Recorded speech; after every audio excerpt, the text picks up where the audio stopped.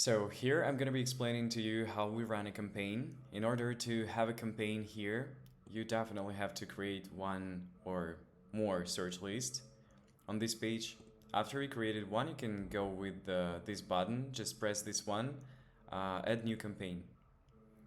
Then you have this setup workflow here, and you can choose your campaign name, for example, Python developer.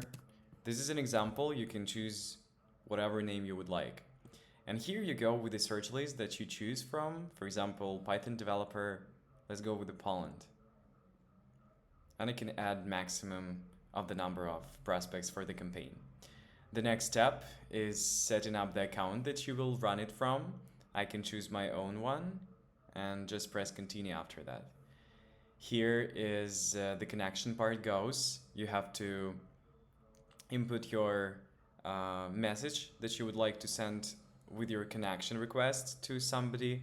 For example, you can use this template, or it's better to use your own template.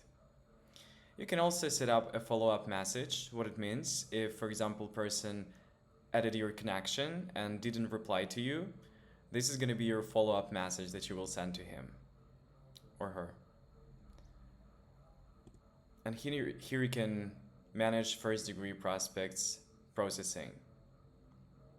Then you press continue, and here is overview of what we have there. If you want, you can just go to one step back, but we will press launch here. Now we have our campaign in progress. We can view it with pressing this button view here. And we have number in the queue, in progress, success, or failed. You can manage it here. Also, you can pause the campaign if you want, or run the campaign again.